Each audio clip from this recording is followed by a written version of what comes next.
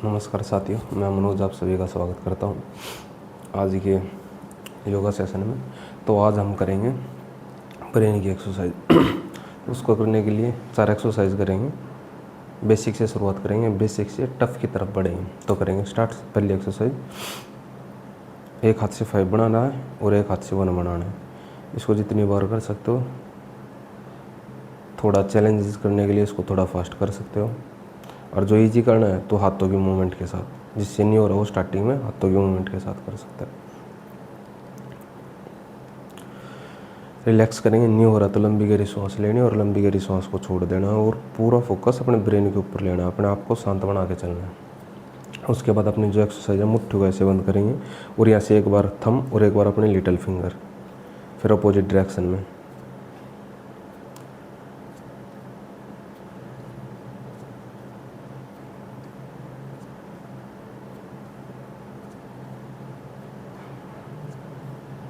जिस किसी से नहीं हो रही है तो यहाँ पर बार बार एक साइड से ही करेंगे। 10 टाइम कर लो, 20 टाइम कर लो, फिर अपोजिट साइड से सेम।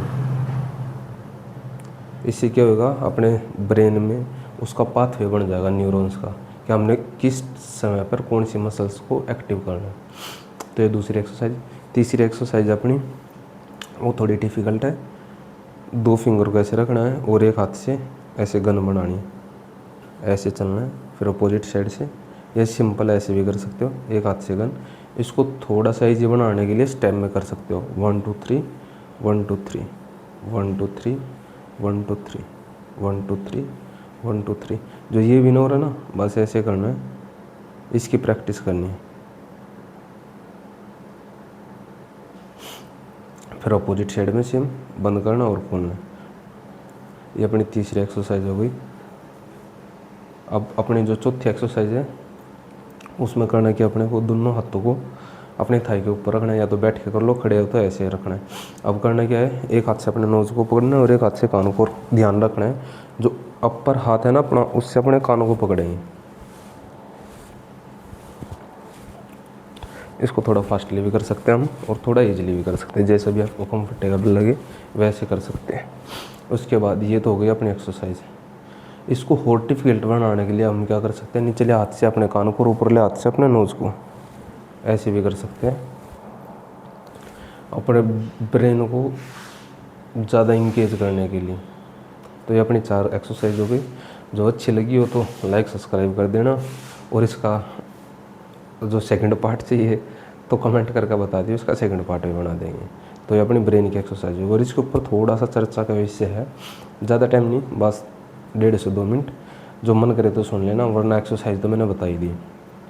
होता क्या है अपने शरीर में, हमें ना अपने शरीर की एक्सरसाइज कर लेते हैं पूरे शरीर की। हम अपनी ब्रीथ की एक्सरसाइज कर लेते हैं प्राणायाम के थ्रू। लेकिन जब अपने ब्रेन की बात आती है ना, तो हम उसकी एक्सरसाइज नहीं कर पाते। अब आयुर्वेद वगैरह में पढ़ेंगे तो वहाँ पर पंचकोश बताए गए, पंच प्राण बताए गए, ठीक है।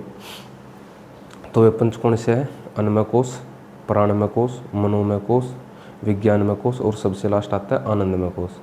तो होता क्या है, जब हम शरीर के लेवल पर, जैसे ये हमारा शरीर है, मैं देख रहा हूँ, इसकी एक्सरसाइज कर रहा हूँ या कुछ खा रहा हूँ, तो वो कहाँ पर जाकर लगेगा, वो लगेगा अपने अन्नमय कोश पर, जो हम देख रहे हैं, जिसको छू सकते हैं। फिर बात आती है प्राणमय कोश की। प्राणमय कोश को शुद्ध हम कैसे करते हैं, प्राणवायु के द्वारा, अनुलोम विलोम प्राणायाम करके, प्राणायाम के थ्रू हम उसको शुद्ध कर लेते हैं। फिर मनोमय कोश, मनोमय कोश को कैसे कंट्रोल करते हैं, अपने मन के थ्रू। हम ध्यान वगैरह में बैठते हैं या विपස්සना मेडिटेशन होता है, उसमें आनापाना क्रिया होती है। तो श्वास को आते हुए देखना और जाते हुए देखना, या कोई भी पर्टिकुलर ऐसा कार्य जिसमें हम खुश रह पाए। कुछ भी, किसी को म्यूजिक सुनकर अच्छा लगता है, या किसी को स्विमिंग करके अच्छा लगता है, किसी को बात करके अच्छा लगता है, तो वो क्या थेरेपी हो रही है एक प्रकार की अपने मनोमय कोश की, वो शुद्ध करने के लिए। अब आता है विज्ञानमय कोश। उसको ट्रेंड करना बहुत डिफ़िकल्ट काम है, वो बुद्धि के लेवल का काम है। और बुद्धि के लेवल पर हम क्या करते हैं, सिर्फ मैथों के सवाल को सोल्व कर लिया या कोई पजल वगैरह सोल्व कर ली, बस उससे फालतू हम बढ़ते ही नहीं। अपने कोऑर्डिनेशन को, या जो कुछ भी हम नई चीज़ सीख रहे हैं ना, मान लो किसी की एज 25-26 साल है, तो वो कुछ उस एज में कुछ नया सीख रहा है, या कोई 50-60 साल का है उस एज में कुछ सीख रहा है, जो वो सीखने का तरीका ना वो सीधा अपनी विज्ञान में कोर्स उसको चैलेंज करता है। ठीक है, तो जो ये एक्सरसाइज है ये सीधे अपने फोर्थ जो डायमेंशन है आप अपने मान लो अपने कोर्स है उसको इफेक्टिबल करता है। फिर जो सबसे लास्ट का आनंदमय कोर्स, वो जो पार्ट है वो समाधि का पार्ट है, जब हमारी समाधि वगैरह लग जाएगी ना वो तब का पार्ट है। तो ये हुए हमारी 4 एक्सरसाइज, और इसकी नेक्स्ट एक्सरसाइज चाहिए तो कमेंट करके बता देना, इसका सेकंड पार्ट भी ला देंगे, उसमें भी आपका 4 एक्सरसाइज रखेंगे। उसमें थोड़ी डिफ़िकल्ट आ जाएगी, इसमें ईजी है थोड़ी, तो उसमें और थोड़ी ज़्यादा डिफ़िकल्ट एक्सरसाइज है। ठीक है, तो धन्यवाद सभी का, नमस्कार।